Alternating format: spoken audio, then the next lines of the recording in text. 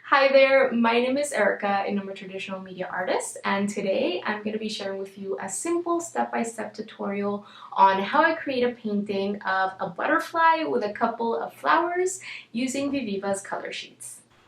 Alright, so before jumping into today's tutorial, I want to very quickly go over the supply list so that you can get a good idea for what to have on hand. I'm going to be providing you guys with my outline sketch just in case you want to transfer it onto your sheet of watercolor paper and get onto the painting process if you want to skip over the freehand drawing phase that you're going to see me work on in just a bit. You're going to be able to find my downloadable outline sketch right here on Viviva's website along with this tutorial. If you do decide to skip over the freehand drawing phase, then you're going to have to make use of some sort of transferring method to get my outline sketch onto your sheet of watercolor paper, and you can use any transferring method that you like. I personally enjoy using tracing paper for this. You're going to be needing some sort of pencil to create that outline sketch. I'm going to be using an HB pencil. You're going to need some sort of soft graphite eraser, especially if you're going to be creating that preliminary outline sketch freehand, so that you can make sure that you can erase mistakes and not damage your watercolor paper. And I also like going over my sketch before getting started with the painting process with this eraser to pick up any excess graphite. Aside from this, you're also going to be needing, of course, your set of watercolor paint. You're going to need at least one paintbrush. I'm going to use a size 14 round brush for this entire painting, but especially if you're just getting started, I would recommend using a very small detailing brush so that you can add in the butterfly's antenna and little legs. You're gonna need some sort of paper or a sketchbook that is intended for watercolor or water-soluble mediums or mixed media, a paint mixing palette, some sort of absorbent rag or regular kitchen paper towel so that we can quickly go in and absorb excess water or paint if we've accidentally laid way too much down on our paper, and also to create textures if we want to, and of course a cup or container with clean water.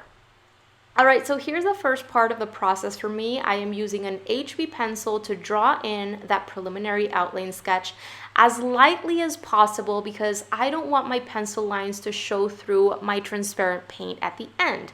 This is a drawing that I created from my imagination after having looked at a couple of different references of flowers and butterflies. I created a couple of quick thumbnail sketches before actually drawing this on my watercolor paper. I wanted to have a good idea of my overall composition, meaning the size and the location of all of the elements within my drawing area, before actually going in and drawing on my watercolor paper, because the less I have to erase on my watercolor paper, the better. These are going to be yellow coneflowers, and the butterfly is going to be kind of a turquoise blue with a blackish outline around the wings. I came up with this combination of colors because I know that blue contrasts very well with yellow and oranges, and I wanted to create a colorful painting today. The very first thing I do is swivel my paintbrush in my water to prepare those bristles to take on paint.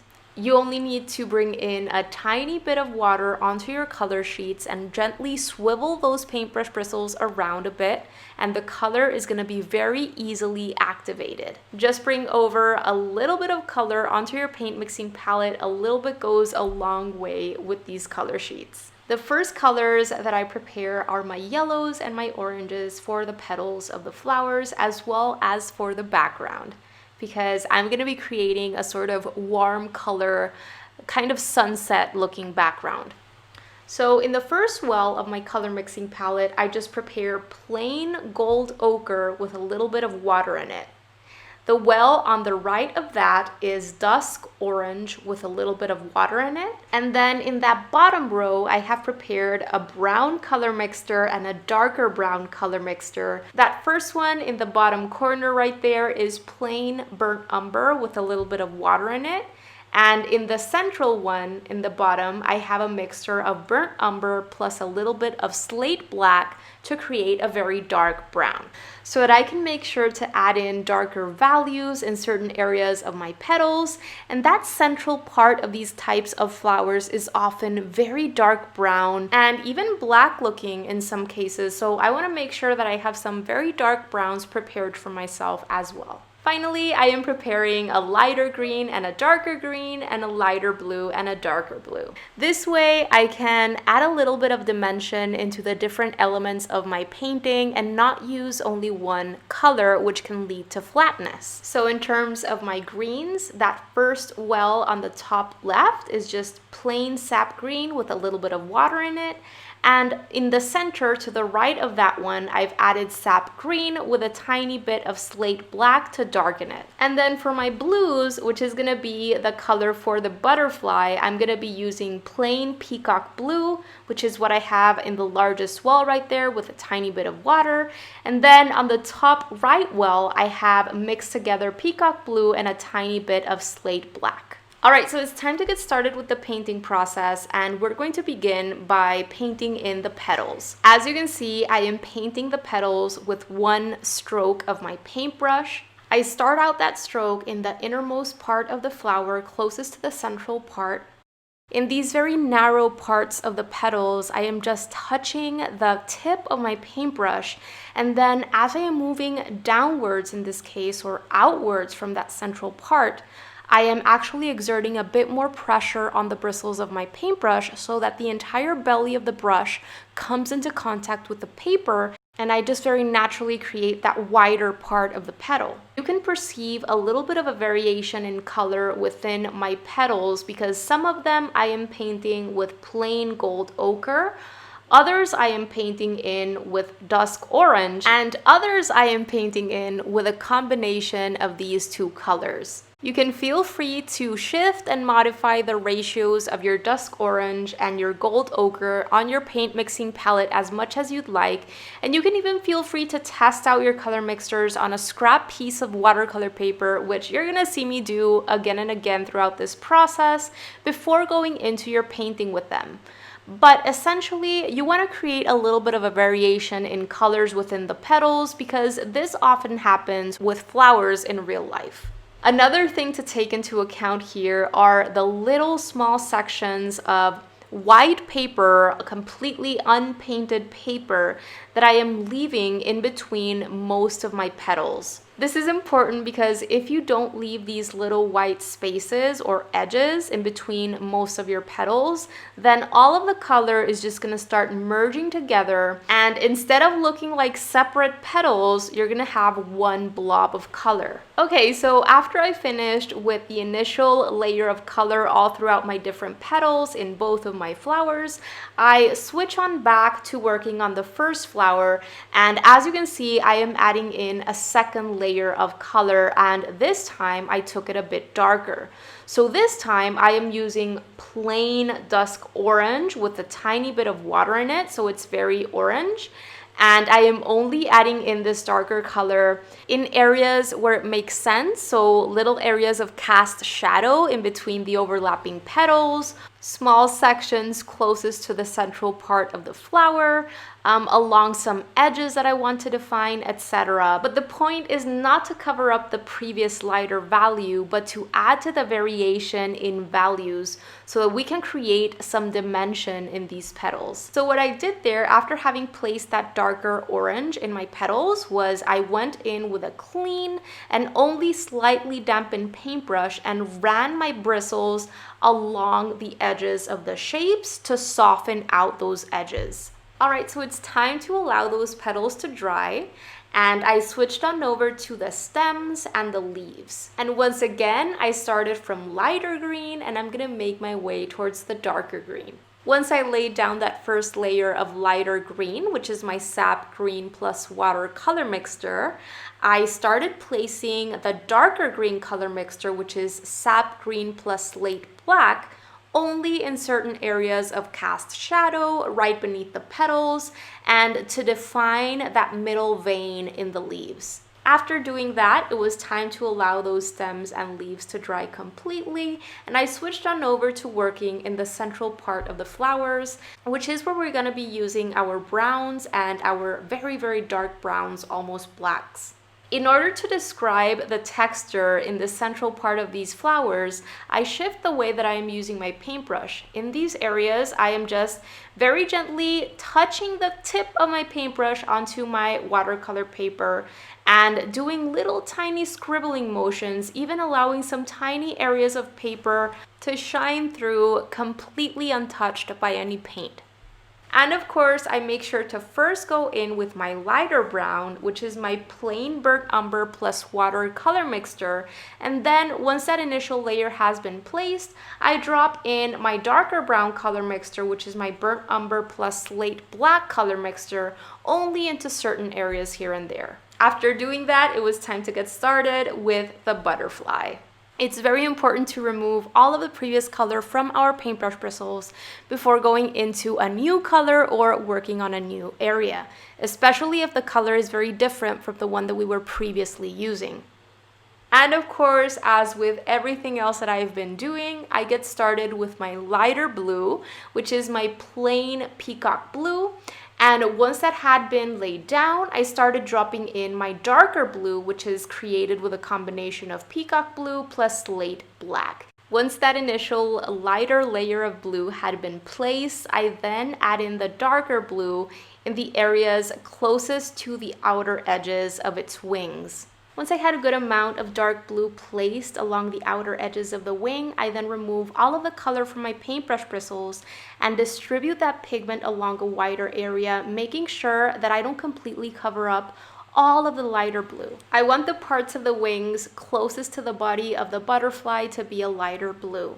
And because I placed that darker blue on that layer of lighter blue paint while it's still wet, that darker blue dissipates very naturally, creates a gradient or a wet on wet effect as it blends into the lighter blue. If you want to drop in some more of the dark blue color mixture along the edges of the wing, that's okay. Just make sure that you don't drop in way too much paint or water on paper that is already wet. And you don't want that darker blue to completely overtake the lighter blue. Now, right there, you're gonna see me switch on to working on the body of the butterfly because I needed to allow that upper part of the wing that I just painted in to dry. Because if I didn't allow it to dry completely and I started painting in the other wing behind it that we can see peeping out from behind it, or the lower part of the wing, then this wet paint is going to expand and bleed into these new areas of wetness that we start painting in. So after that upper part of the wing was dry enough, I started doing the exact same thing in the lower part of the wing. I started by placing my plain peacock blue, and then while that peacock blue was still wet, I added in the peacock blue plus slate black color mixture only along the edges of the wing. I simply dropped in this darker blue and allowed the paint to dissipate into the lighter color. And we don't really want to move the paint around very much. We want to allow the paint to do its own thing. Right there, I'm doing the exact same thing for that last wing that is peeping out from behind this front wing closer to us. Before moving on to painting the black sections of the wing, I decided to add a little bit more of the darker blue color mixture into the edges of the lower part of the front wing. And this is just to deepen that color a little bit more. Once I was done with the blues in the wings, I allowed my painting to dry completely before getting started with painting the black edges. It's very important that your painting is completely dry because otherwise the black is going to bleed and dissipate into the blues and your edges are not going to be sharp and defined. After having removed all of the previous color from my paintbrush bristles, I go in with slate black and paint in long abstract shapes along the edges of the butterfly's wings. I am really doing my best to stay away from the look of a obvious outline around the wings, and more so thinking of these as abstract shapes just at the edges of the butterfly's wings. As you can see, there are even little sections along the edges of the wings that don't have any black in them. And you can also notice a variation in the thickness of that shape. In some areas it is wider, and in some areas it's more narrow. Once I'm done with the black around the wings, I go in and reinforce some darkest darks by adding more slate black into certain parts of the butterfly's body before moving on to the next part of the process.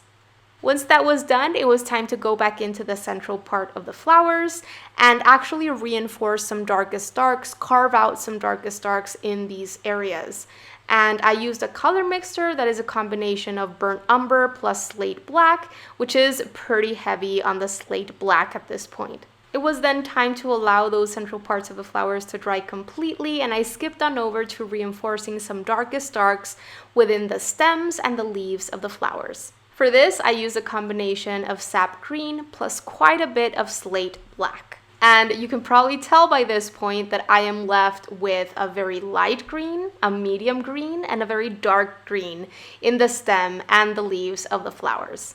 By this point, the central part of my flowers are completely dry, and I go in with a final touch of plain slate black to really darken some areas. And then I take a quick moment to reinforce some darkest darks within the petals to create a bit more contrast and further define some edges just here and there. And the color that I use for that is a combination of dusk orange plus a bit of burnt umber. All right, so we're almost done with this entire painting process. We're just missing a couple of steps.